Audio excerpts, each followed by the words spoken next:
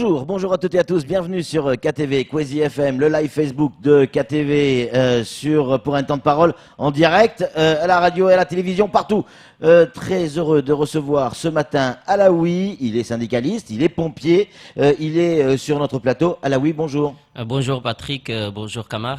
Merci d'être venu et d'avoir accepté notre invitation. Avant de parler de ce qui se passe à Mayotte, on va évoquer ce qui se passe avec vos collègues pompiers à Paris. C'était hier soir, il y a eu des affrontements avec les forces de l'ordre, il y a eu plusieurs interpellations. C'est quoi le problème des pompiers à Paris ?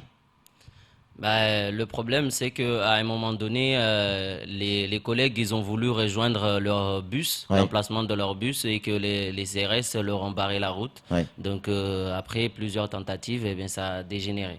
Donc, c'est dommage, parce que c'est des collègues avec lesquels on travaille tous les jours. C'est deux uniformes qui se battent. Oui, incroyable. Et le même ministère. Oui, c'est vrai. Donc, c'est vraiment dommage, parce qu'ils sont les premiers à se plaindre et à se plaindre de non-paiement de leurs heures supplémentaires, par exemple, et qu'au jour d'aujourd'hui, nous, ce qu'on revendique, c'est par exemple une révalorisation de la prime de feu, qui n'a pas bougé depuis plus de 30 ans.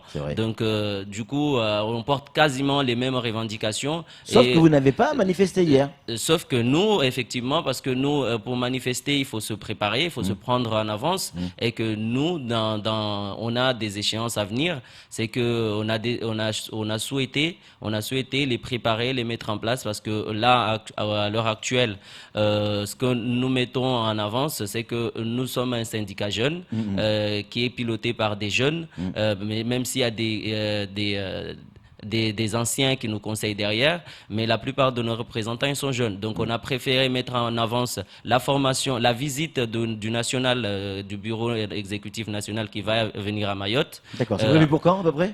Le 17 novembre, ils seront là, du 17 au 24. On les aura en plateau. On vous a demandé une invitation d'ailleurs, et je vous le refais en direct.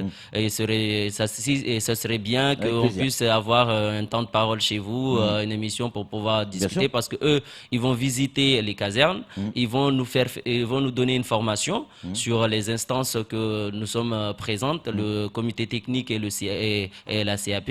Donc, ils vont être là et pour nous apporter donc cette formation. Justement, on a choisi de la mettre en avance et de la préparer au mieux pour que ça soit une vraie formation, une vraie réussite. Alors oui, il y a le président Macron qui arrive. Est-ce que les pompiers de Mayotte ont prévu d'une manière ou d'une autre de faire entendre leurs revendications ou pas ? Alors non, on n'a pas prévu d'action. Il n'y a pas de rendez-vous prévu avec un conseiller. Il n'y a pas de rendez-vous prévu. Mais surtout, ce qu'il faudrait que le président il éclaircisse, c'est que répondre aux attentes des Mahorais, surtout à cette notion de piste longue qui nous tient tant à cœur, parce que quand on voyage beaucoup, on ressent les coups de frein des avions ou les difficultés de décollage, on les ressent.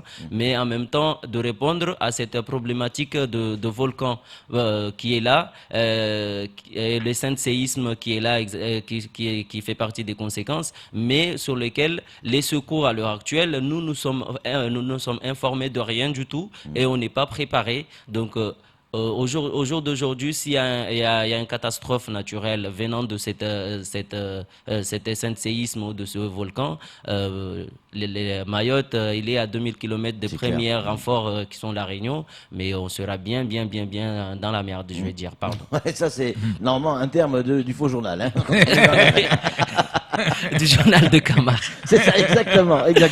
Alors oui, les pompiers sont aussi dans l'actualité avec des problèmes de confort de travail. Alors le mot confort qui résonne en métropole résonne différemment à Mayotte parce que les températures sont pas les mêmes.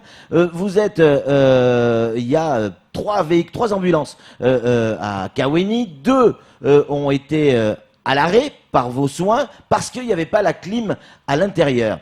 Est-ce que c'est obligatoire, réglementairement parlant? Après, sur le côté confort, on va évidemment y revenir. Mais est-ce que, réglementairement parlant, le fait qu'il n'y ait pas la clim ou qu'elle soit défaillante dans un véhicule ambulance est une raison pour qu'un véhicule ne parte pas? Alors, la climatisation ne fait pas partie des raisons sur lesquelles un véhicule ne peut pas partir. Ouais. Je vous le confirme.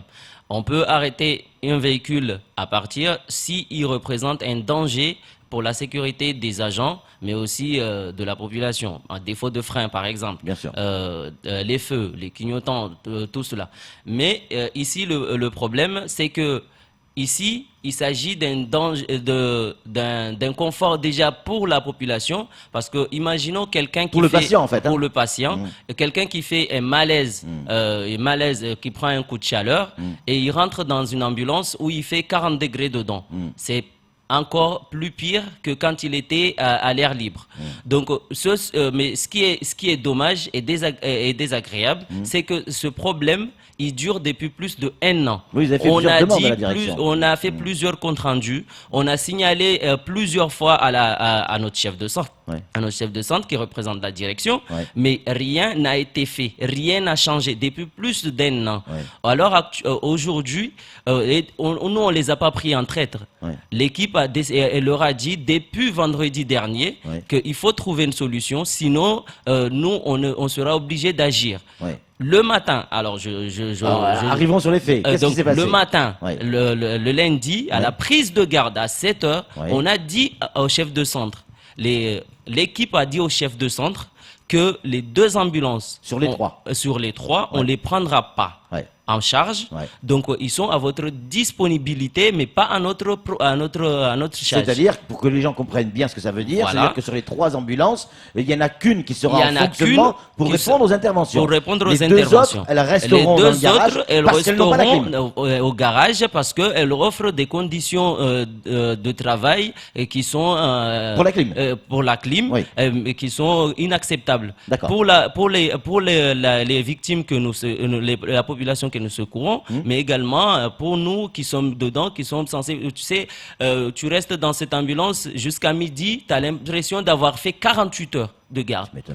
48 heures de garde. Donc vous êtes fatigué. Je crois que tout le monde est d'accord là-dessus. Vous êtes fatigué et on a mis précisément un thermomètre dedans pour prendre la température. À 10 heures, on est aux alentours de 45 degrés dedans. Donc ce qui s'est passé, c'est quoi? C'est qu'il y a quelqu'un qui n'a pas fait son boulot. C'est que nous, quand on a dit qu'on ne prenait pas ces ambulances, il y a quelqu'un qui n'a pas fait son boulot parce qu'il doit agir, il doit informer les différents responsables, les différents services, surtout en particulier au CTACO 10, qui est là, qui doit adapter sa réponse opérationnelle qu'elle donne à la population.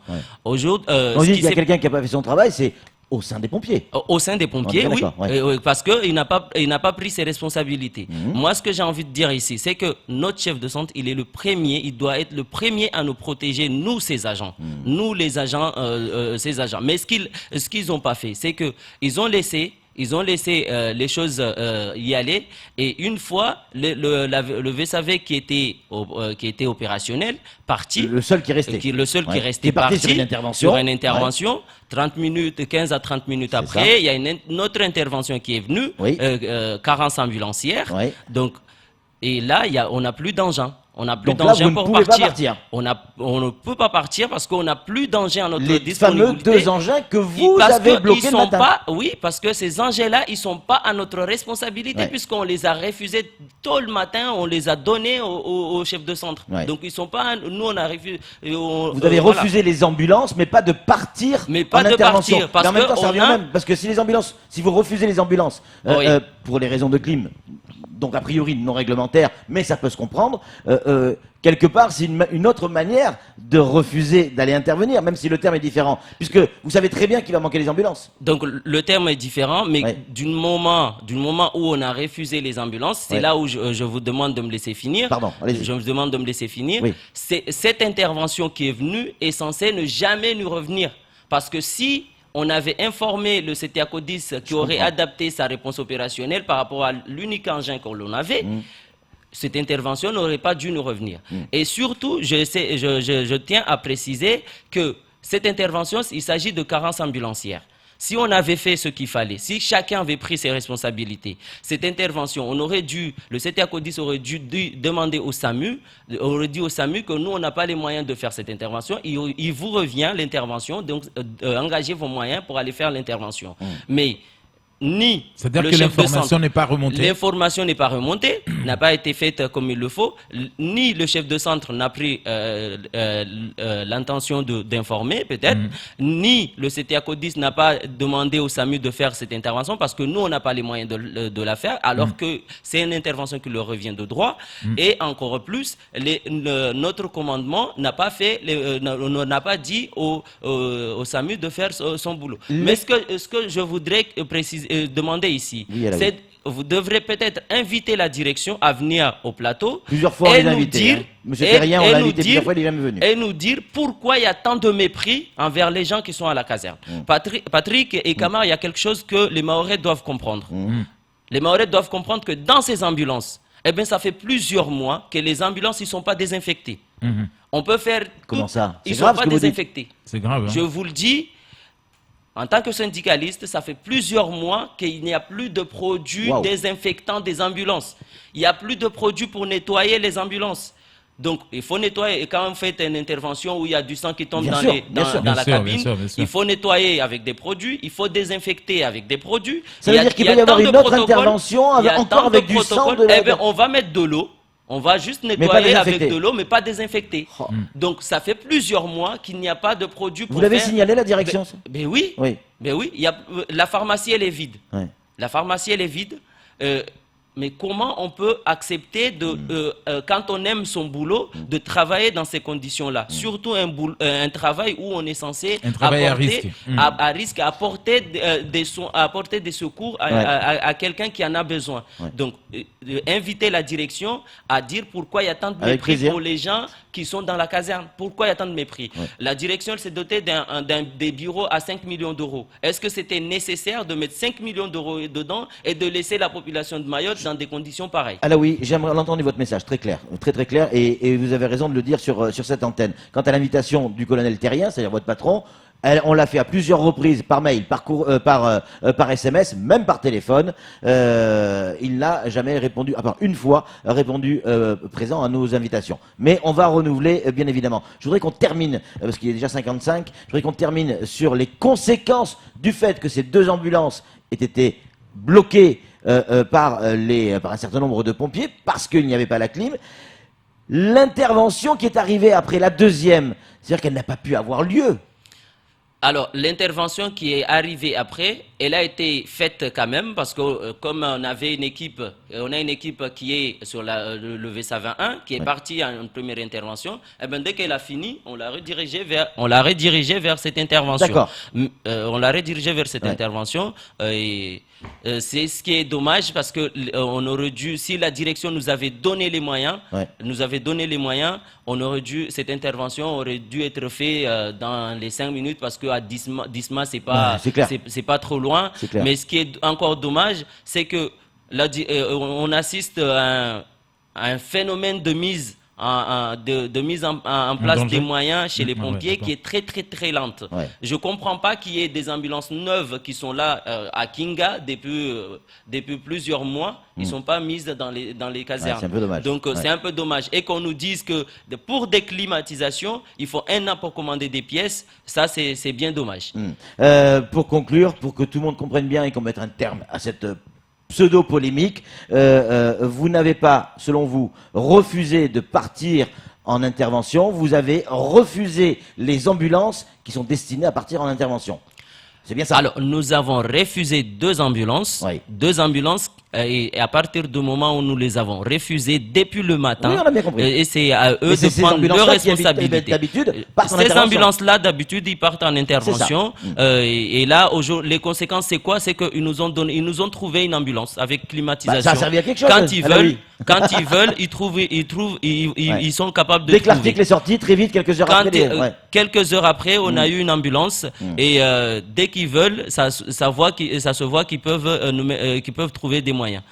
Merci 1000 fois d'être venu sur ce plateau et de vous être expliqué sur la situation. C'est tout pour ce temps de parole. Tout de suite, la suite de nos programmes.